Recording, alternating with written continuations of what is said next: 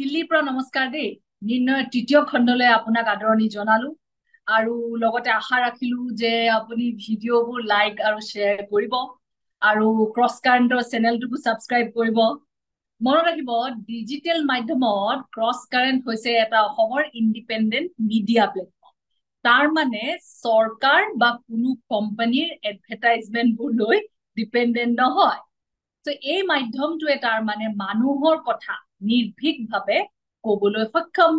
যে নিৰ্ভীকভাৱে কলেহে আপোনাৰ যি নিৰ্ণয় হব লাগে কোনো বিষয়তে হওক সি লোৱাত সুবিধা হব। আপোনাৰ নিজৰ বিবেক আছে, মাথো খবৰখিনি সংবাদ মাধ্যমৰ পৰা সঠিককে পাব লাগে, কোনো বা কাৰো প্ৰেছাৰ বা ভয় নোহোৱাকৈ পালেই হ'ল, নহয় জানো? এতিয়া আহো আজিৰ বিষয়টোলৈ দেই। সেই বিষয়টো এনেকুৱা এটা বিষয় যি নেকি গুৱাহাটীৰ বাসিন্দাৰ জীৱনৰ মানে সকলো দিশতে আমনি দি আছে। আমাৰ এই নিৰ্ণয় শ্ব'টোকে পাব্লিছ কৰাৰ বাধা দিছে এই বিষয়টোৱে।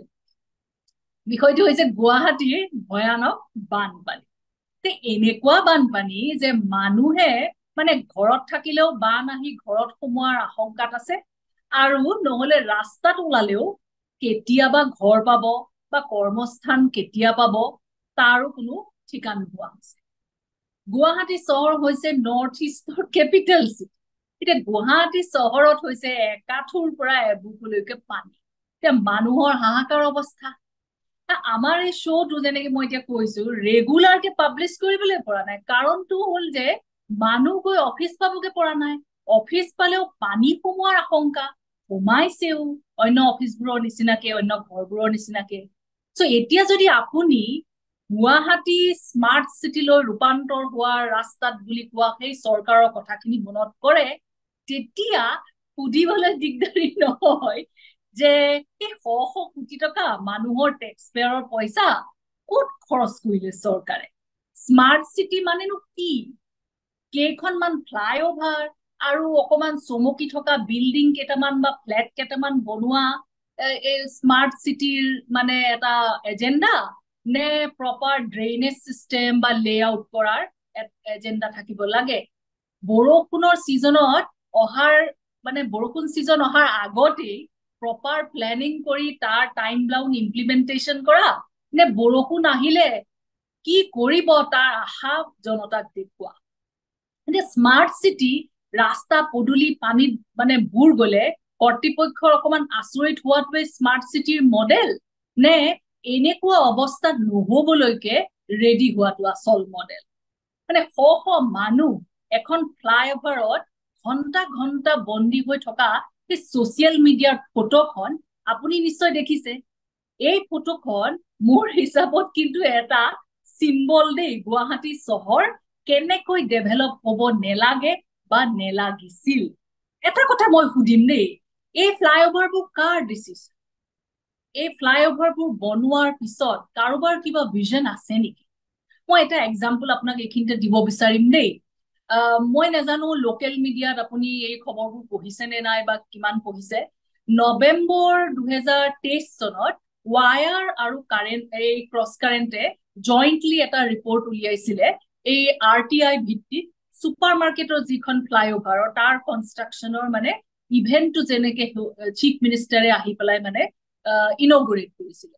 আচৰিত কথা, যিখন ইনগ্ৰেট কৰা টেণ্ডাৰ, সেই টেণ্ডাৰখন ইনগ্ৰেশ্যন হোৱাৰ 4 মাহৰ পিছতহে ইছ্যু কৰিছে সেই পাৰ্টিকুলাৰ ডিপাৰ্টমেণ্টে। তাৰ মানে আপুনি ভাবি যাব সেই টেণ্ডাৰখন নৱেম্বৰৰ মোৰ মতে 4 তাৰিখ 2021 চনতে ইভেন্টটো হৈছিলে, আৰু টেণ্ডাৰ ফ্লোট কৰিছে অসম চৰকাৰে মাৰ্চ 9, 2022 চনত। আপুনি ভাবি চাওক কোনে এই কামবোৰ যধে মধে কোনো নিয়ম নমনাকে কৰিছে আৰু কাৰ ফাইদা হৈছে? আপোনাৰ পইচা। মনত ৰাখে, অপজিশ্যনে সেই সময়ত মই জনামতে ডিমাণ্ড কৰিছিলে এটা প্ৰব বা প্ৰেছ কনফাৰেন্স কিবা কিবি গুৱাহাটীত দিছিলে, কিন্তু মানুহ কিন্তু অলপ নিমাত। কিয় নিমাত বাৰু? এই মানুহ যে নিজৰ পইচা নহয় নে বাৰু? এই চহৰখনত যদি ভালকে কাম কিছুমান হয় বা যধে মধে কিবা কাম হয়, আপুনি তাৰ ফল নুভুগিবনে বাৰু? কথাটো অকমান ভাবি চাব দেই। এতিয়া আমাৰ চিফ মিনিষ্টাৰলৈ আহো, হিমন্ত বিশ্ব শৰ্মা। তেওঁ ছচিয়েল মিডিয়াৰ খুব ফ্ৰেণ্ডলি। আপুনি চাবচোন, তেওঁ এক্স যিটো আগতে টুইটাৰ আছিলে তাতেই হওক বা ফেচবুকতে হওক, বৰ কোঅৰ্ডিনেটেড হিচাপত আপুনি তেওঁক দেখিব যে ছচিয়েল মিডিয়াত তেওঁৰ এটা প্ৰেজেন্স খুব ষ্ট্ৰং আছে, বহুত ফলোৱাৰো আছে। কিন্তু যেতিয়া এই ফ্লেছ ফ্লাড গুৱাহাটীত হ'ল, তেওঁ কিন্তু বহুত দেৰিলৈ নিমাত দেই। আপুনি কথাটো লক্ষ্য কৰিব, আগবঢ়াই দিলে কাক? হাউজিং আৰু আৰবান এফেয়াৰ্ছৰ মিনিষ্টাৰ অশোক সিংহলক।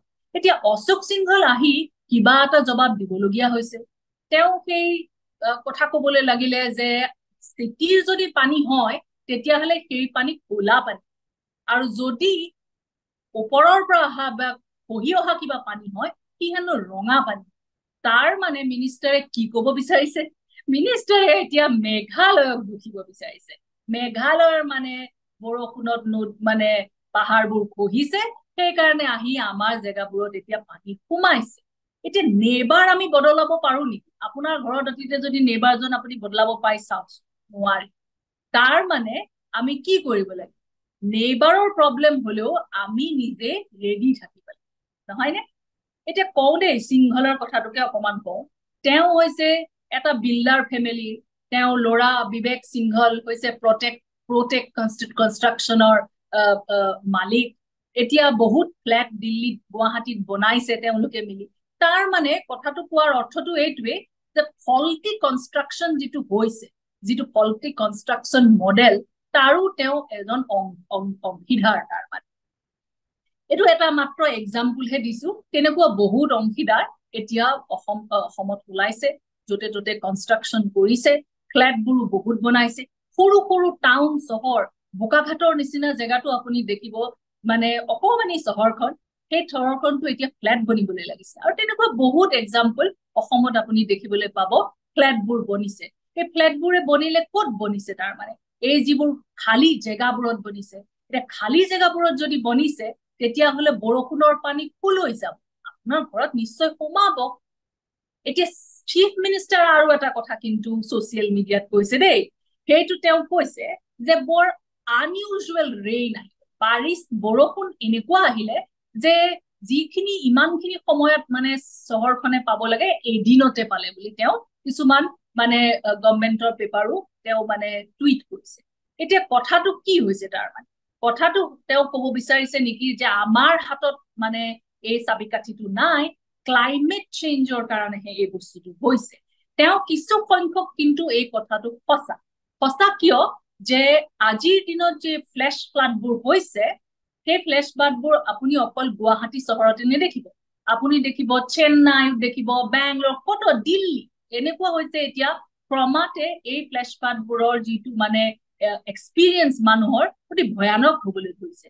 আগতে মানে আপোনাৰ ভৰিলৈকে অকমান পানী হব, এতিয়া কিন্তু দেখিছে একেবাৰে ডিঙিলৈকে আহিছে, মানে বোৰ বাঢ়ি বাঢ়ি গৈ আছে।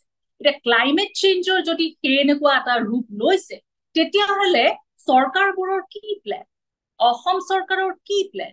তেওঁ যেনেকে কথাটো কলে এনেকুৱা লাগিল যেন একেবাৰে চমকি গৈছে, যেন প্ৰথম হেবাৰ হৈছে, যেন আচৰিত হৈছে যে ক্লাইমেট চেঞ্জৰ এনেকুৱা এটা ৰূপ। কিন্তু ক্লাইমেট চেঞ্জৰ কথাটো অলৰেডি বহুত চৰকাৰে পাতিয়ে আছে। মোৰ সতীৰ্থ নেশ্যনেল মিডিয়াৰ এনভাইৰনমেন্ট ৰিপৰ্টাৰ আৰু ৱায়াৰৰ এনভাইৰনমেন্ট ৰিপৰ্টাৰ আথিৰা পেৰিনচেৰিক মই এই কথাটো সুধিলো। কিয় সুধিলো? আথিৰা আগতে দা হিন্দুত আছিলে। এতিয়া আথিৰাই যদিও ইয়াং, বহুত বছৰৰ পৰা তাই এই ফ্লেছ ফ্লাডবোৰ ষ্টাডি কৰি আছে। চেন্নাইত যেনেকে হ'ল, বেংগলোৰত হ'ল, কেৰালাত হৈছে, দিল্লীত হৈছে, গুৱাহাটীও তাই ষ্টাডি কৰিছে। মই তেতিয়া তাইক এই প্ৰশ্নটো গুৱাহাটীৰ ফ্লেছ ফ্লাডৰ ওপৰত সুধিলো যে এইবাৰ যে এনেকে ফ্লেছ ফ্লাডটো হ'ল, বৰ ভয়ংকৰ ৰূপ ধৰিলে, এইটোৰ কাৰণসমূহ বা কি, বা তাক কেনেকে আমি ৰখাব পাৰো? আপুনি অকমান শুনকচোন, আহক। Hi Sangeeta. So yes, Guwahati city witnessed an intense bout of rainfall in around an hour, which caused a lot of waterlogging in many areas.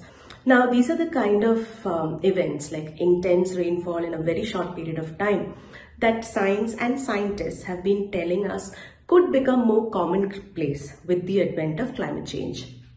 Now, there are a lot of coping strategies or adaptation strategies that can be put in place to ensure that the impacts on local communities are decreased. One, for instance, is the proper upkeep of sewage systems and drainage canals and so on. For instance, if you look at the Chennai floods in December 2023, one of the several factors that also caused waterlogging in many areas was the improper upkeep of stormwater drains. Now that's one thing. Another aspect is how our cities have actually expanded, and over time the built up area or urban sprawl has just increased. So in the case of Guwahati per se, a study in 2023 that looked at satellite images and mapped some of these areas found that built up area has increased from around 27% in 1990 to around 48% in 2020. That's a huge increase. Now, and moreover, this increase in built up area has come at the expense of open land, open areas, fallow land, vegetation, and even wetlands. In many cases, said another study on the built up area increase in Guwahati. So these are all aspects that civic authorities have control over, and they do need to keep in mind when they develop a proper urban management plan for cities, specifically looking at lots of factors including slope, because these are aspects that will contribute to waterlogging in an area. এতিয়া আঠিৰাই কলে যে ড্ৰেইনেজৰ কথা কলে দেই, যে ড্ৰেইনেজটো ভাল হ'ব লাগিব। তাৰ মানে এই সিৱেজ বা এইবোৰৰ যিবোৰ লাইন আছে সেইবোৰ আগৰ পৰা চাফা চিকুণ কৰি বৰষুণ হোৱাৰ আগতে ৰেডি কৰিব লাগিব। তাৰ মানে এই কথাটো তাই কলে। আৰু তাই আৰু এটা ইম্পৰ্টেণ্ট কথা কৈছে, যিটো মই আগতে অলপ হলেও উনুকিয়াই গৈছো।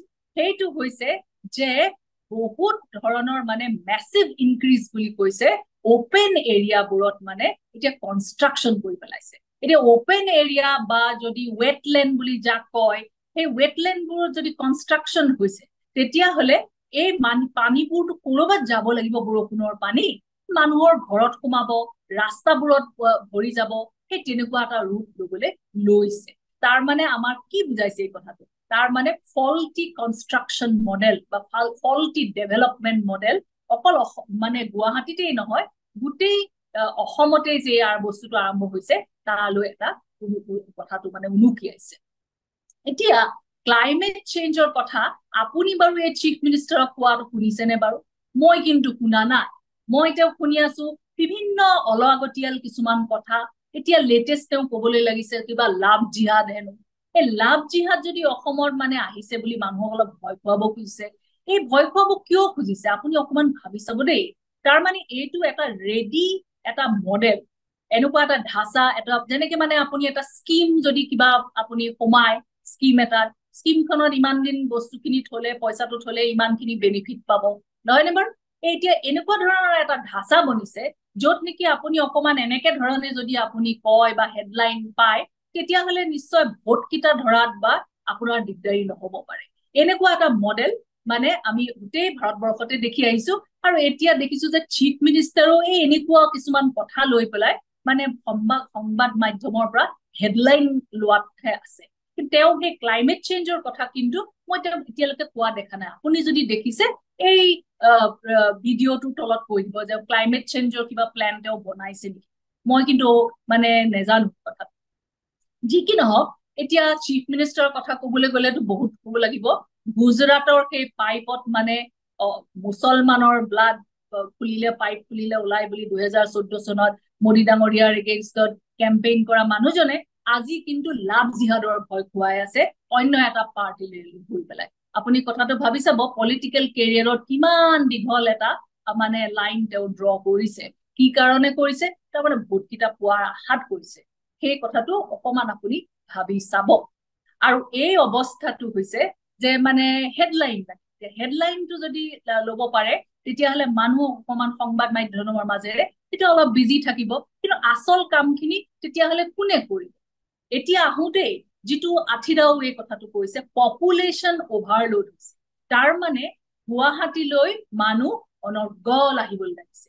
অন্যান্য সৰু সৰু জেগাবোৰৰ পৰা আহিব লাগিছে যিহেতু গুৱাহাটীতে অকমান যি দেখিছে ডেভেলপমেন্ট বা চাকৰি তাৰ কাৰণে আহিছে তাৰ মানে মানুহে যদি নিজৰ জেগালৈ ঘূৰি যাব লাগে নিজৰ ঘৰৰ ভাত খাই যদি কাম কৰিব লাগে তেতিয়াহলে চাকৰি আহিব লাগিব নতুন চাকৰি তৈয়াৰী কৰিব পাৰিছে নে চৰকাৰে নাই পৰা তাৰ মানে এই নজৰটো আপোনাৰ সেই তাত ৰাখিব লাগিব এই যি লাভ জিহাদ এইবোৰ কথা কৈ আপোনাক মানে বিভ্ৰান্তিত পেলাই আছে আপুনি জানিব লাগিব প্ৰশ্ন কৰিব পৰা হ'ব লাগিব যে ডেভেলপমেন্টটো অকল খালি এটা জেগাতে কেনেকে কৰা হৈছে যাৰ ফলত এতিয়া সেই গুৱাহাটীও মানে এখন মানে সাগৰলৈ টাৰ্ণ কৰিছে বস্তুটো কিন্তু সেই বস্তুখিনি আপোনালোকে অকমান প্ৰশ্ন কৰিব লাগিব লগতে প্ৰশ্ন কৰিব লাগিব যদি আপুনি সংস্থানৰ কথা পাতে যে স্কিমসমূহ যে চৰকাৰে আনিছে সেই স্কিমবোৰৰ পৰা আমি কি পাইছো আমি অকল আমাক হিতাধিকাৰী বনাই পেলাই কিছুমান সৰু পইচা আমালৈ পঠিয়াই দিছে আমি তাকে ধৰিছো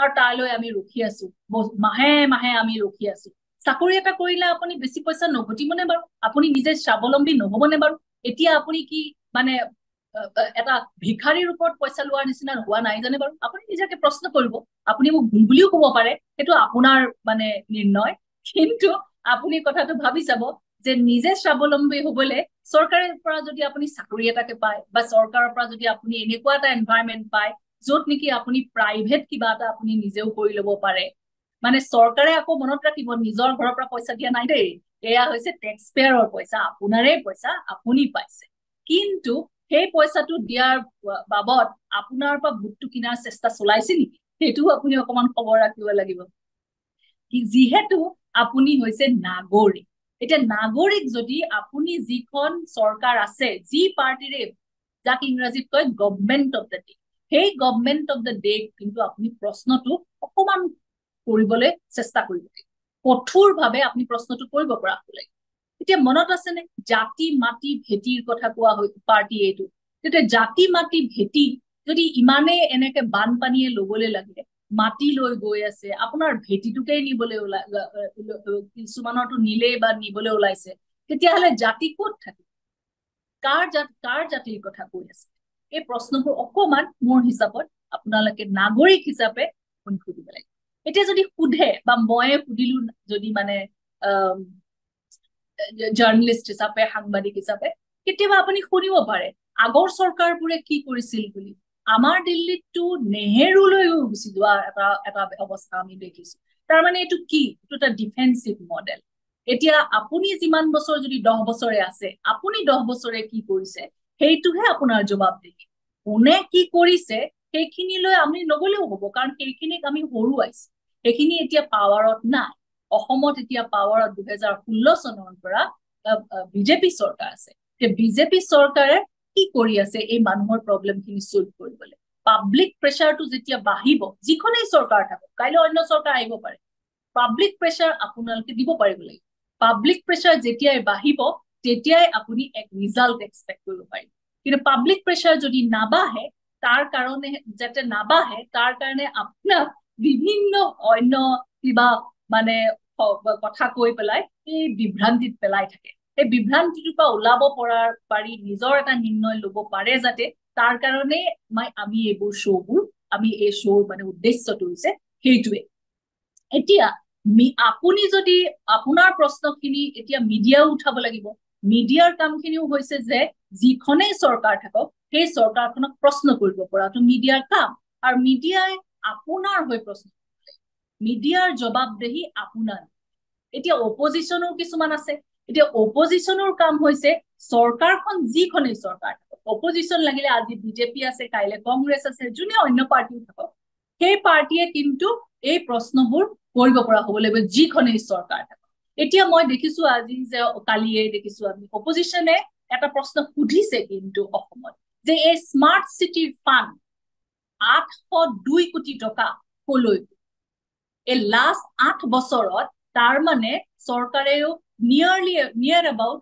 1 কোটি টকা এই স্মাৰ্ট চিটি ফাণ্ডৰ পৰা খৰচ কৰিছে এই খৰচটো কলে গৈছে এই আৰু তেওঁ কংগ্ৰেছৰ মই এগৰাকী দেখিলো নেত্ৰী এই মীৰা বৰঠাকুৰ তেখেতে আৰু এটা প্ৰশ্ন বৰ ভাল প্ৰশ্ন কৈছে যে এই টেক্স পেয়াৰৰ পইচা যিহেতু টেক্স পেয়াৰৰ ইমান লছ হৈছে ঘৰ গাড়ী বেয়া হৈছে সেইবোৰ আপোনালোকে কম্পেনচেট কৰে মোৰ হিচাপত এইটো এটা ভাল প্ৰশ্ন ভাল প্ৰস্তাৱ কিয় কাৰণ যেতিয়ালৈকে জবাবদেহি থাকিব যে এই কামটো মই বেয়া নকৰিলে তাৰ এটা একাউণ্টেবিলিটি আছে মই যদি ভাল নকৰো তেতিয়া কিন্তু চৰকাৰ কিবা এটা ফাইন ভৰিব এনেকুৱা ধৰণৰ যদি সিস্টেম এটা থাকে তেতিয়া চৰকাৰত জুনেই নাথাকক তেওঁ কিন্তু মানুহৰ কাৰণে কাম কৰিব লাগিব মোৰ হিচাপত এইটো এটা ভাল অপজিশনৰ প্ৰশ্ন আছে বুলি মই ভাবিছো এতিয়া ডেমক্ৰেসিত আপুনি চাব দেই ডেমক্ৰেসিত হৈছে মিডিয়াই হওক বা অপজিশনেই হওক প্ৰশ্ন কৰিব লাগিব কিন্তু যিখনে চৰকাৰ নাথাকে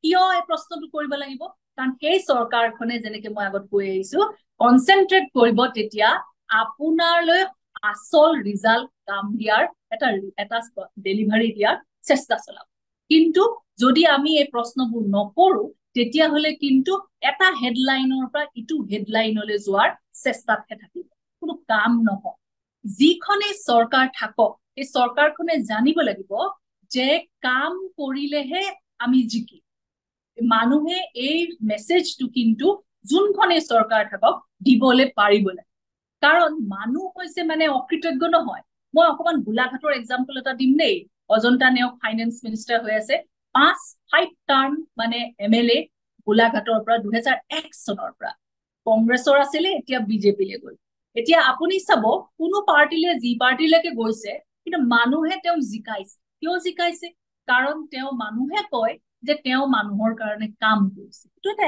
এক্সাম্পল মই দিছো বাৰ মানে কি বুজায় যে প্ৰপগেণ্ডা দৰকাৰ না মই ভাল কাম কৰিছো বুলি নিজে নকয় আনে কয় আৰু আনক আপুনি প্ৰেছাৰ দি পেলাই ভাল কাম কৰিছে বুলি কোৱাব নালাগে গুডউইলত যদি মানুহে পাব্লিকে কয় তেতিয়া কিন্তু আপোনাক এই প্ৰপগেণ্ডা বা ষ্ট্ৰেটেজাইজিঙৰ দৰকাৰ নাই আৰু পাব্লিক লাইফত কথাটো আৰু এটা বৰ প্ৰাসংগিক দেই যে আনে কলেহে ভাল কাম হ'ব নিজে কলে কিন্তু নহয় নিজে কলে কি হ'ব নিজে কলে প্ৰপগেণ্ডাহে যাক আমি মানে অসমীয়াত কওঁ যে নিজৰ ঢোলটোকে পিটি আছে কথাষাৰ ভাবি চাব দেই চৰকাৰ আৰু মিডিয়াৰ কাম হৈছে নাগৰিকৰ লৈ একাউণ্টেবল তাৰ মানে নাগৰিকলৈ জবাবদেহি থকা যদি চৰকাৰখন যোনখনে চৰকাৰ থাকক সেই চৰকাৰখনে কিন্তু মানুহৰ যদি কাম নকৰে আপুনি আকৌ লাইনত থিয় হৈ আকৌ সেই চৰকাৰখনক ভোট দিবনে এতিয়া মিডিয়াই যদি আপোনাৰ কথা নকয় তেতিয়া হলে সেই মিডিয়াৰ টিভি চেনেলটো গধূলি আপুনি খুলি পেলাই নিজৰ সময় নষ্ট কৰি চাবনে বা নিউজ পেপাৰখন নিজৰ পইচা খৰচ কৰি আপুনি কিনিবনে আপুনি কিয় কিনে বা গধূলি সময়ত আপুনি নিউজটো চাবলৈ কেলে বহে আপুনি এই আশাত বহে যে আপোনাৰ কথা এই নিউজ মাধ্যমখিনিয়ে কব এই ফ্লেশ ফ্লাড হওঁতে কিন্তু গুৱাহাটীৰ সংবাদ মাধ্যমক আমি দেখিছো যে তেওঁলোকে এই প্ৰশ্নটো খুব উঠাইছে খুব ভাল কথা কাৰণ মিডিয়াৰ কামেই হৈছে মানুহৰ কথা মানুহৰ খবৰ দিয়া মানুহৰ কথা কোৱা গভৰ্নমেন্ট অফ দ্য ডে মানুহৰ প্ৰশ্ন সোধা সো এই কথাটো এটা ভাল কথা আমি দেখিছো আৰু আশা কৰো যে এই ট্ৰেণ্ডটো আৰু আগবাঢ়ি যাব আৰু এই যে মোৰ সতীৰ্থ আঠিদাই যে কৈছে যে কি কাৰণত এই ফ্লেশ ফ্লাডটো গুৱাহাটীত হ'ল তাৰ কথাখিনিও অকমান ভাবিব বুলি মই আশা ৰাখিয়ে আজিলৈ আহিলো শুভৰাত্ৰি তথ্যৰ ভিত্তিত বিশ্লেষণ যুক্তিৰ আধাৰত সিদ্ধান্ত দি ৱাইৰৰ national affairs editor Sangeeta Baruah পিছৰতিৰ বিশেষ অনুষ্ঠান নিৰ্ণয় প্ৰতি সোমবাৰৰ পৰা বৃহস্পতিবাৰলৈ নিশা 9 বজাত কেৱল দি ক্ৰছ কাৰেণ্টত